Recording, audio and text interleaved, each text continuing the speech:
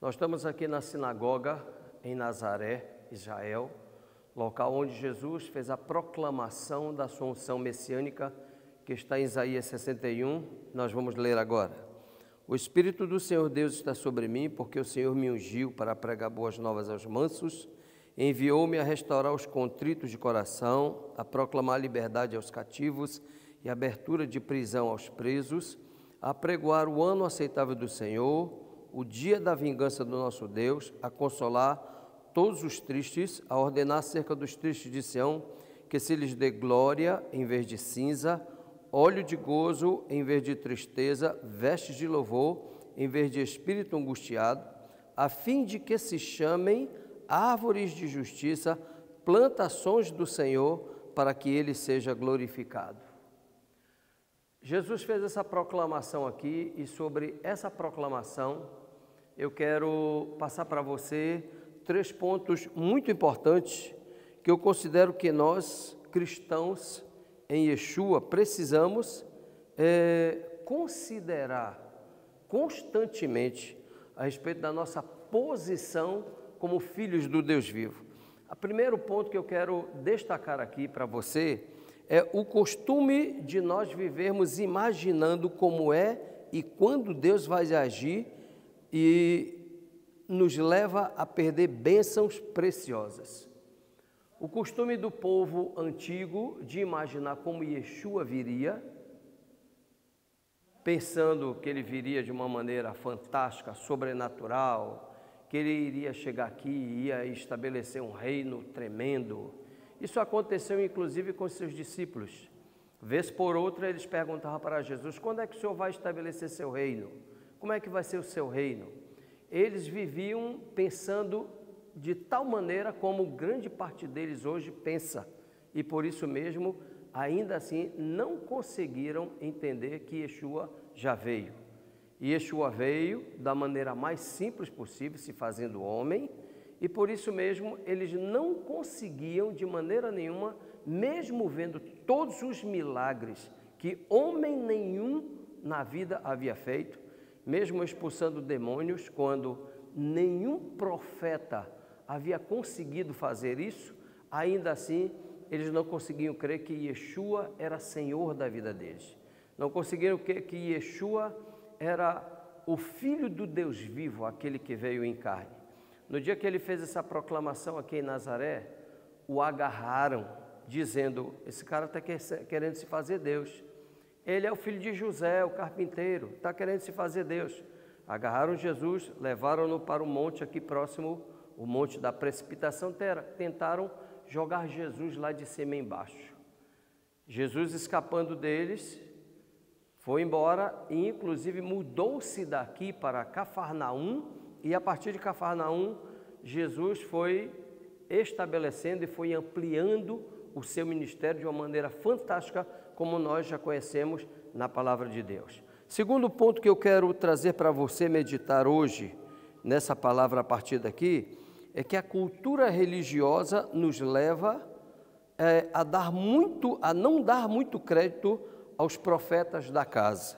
Então, com isso há um costume cada vez maior de nós vivermos mudando de comunidade. No Brasil, principalmente, minha terra, há um costume terrível dos crentes em Cristo Jesus viverem pulando de uma comunidade para outra, procurando a que tem a melhor palavra, a que está mais animada, quando a própria Epístola aos Hebreus fala que nós não saiamos da nossa congregação, como é costume de alguns. Na verdade, fica muito difícil para quem tem a cultura religiosa entender que a verdadeira transformação tem que acontecer em nós. Isso está na palavra, está lá em Romanos capítulo 12, versículo 1 e 2, que nós devemos nos apresentar como sacrifícios vivos, santos e agradáveis a Deus, como um culto racional, um culto pela razão, e não nos deixarmos levar pelas emoções ou pelos sentimentos, para que nós possamos aproveitar e receber e usufruir da boa, da perfeita e da agradável vontade de Deus. Se nós não entendermos que nós precisamos buscar essa transformação na palavra, vamos dar margem para que o inimigo nos engane, pulando de comunidade em comunidade, buscando onde tem um pastor que fale mais o que nos é agradável, quando na verdade precisamos mergulhar nessa palavra, ouvir a palavra e buscarmos a nossa transformação nessa palavra. Deixarmos que essa palavra nos transforme, que ela nos mostre o que há em nós que precise ser transformado para que Yeshua seja glorificado em nós. Precisamos entender isso. Se nós não entendermos isso, vamos ficar vagueando de um lado para o outro ou cocheando entre dois pensamentos ou entre várias culturas religiosas. Hoje eu lhe desafio a pensar em si, pensar nessa palavra e deixar que essa palavra lhe molde. Um dia aquele povo de Nazaré estava aqui com o próprio Deus. Ele estava aqui, ele chegou, pegou o rolo, abriu, leu a unção messiânica que havia sido profetizada por Isaías e disse: hoje se cumpriu esta palavra. Pegaram-no porque ele tinha vindo como filho de José e tentaram jogá-lo do penhasco abaixo.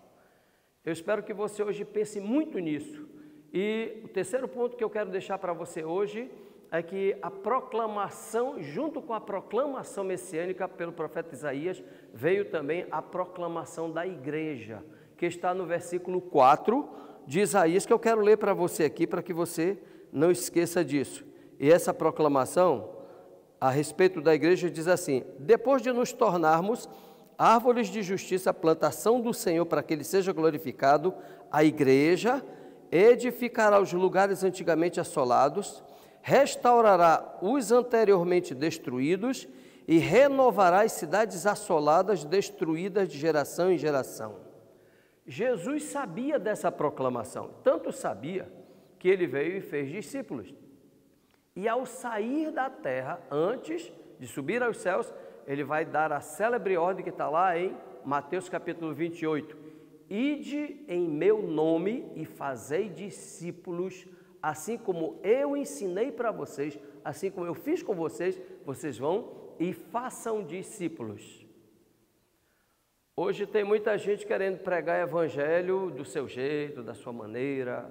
Aqui não é uma palavra de crítica a ninguém, mas é uma palavra de uma chamada para uma meditação maior.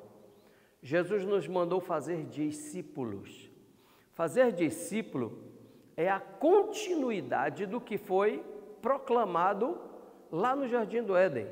Vocês vão frutificar, vocês vão gerar filhos e vocês vão multiplicar a vida que eu coloquei em vocês, os meus atributos, os meus valores, os meus princípios em toda a sua descendência. Aquela geração falhou.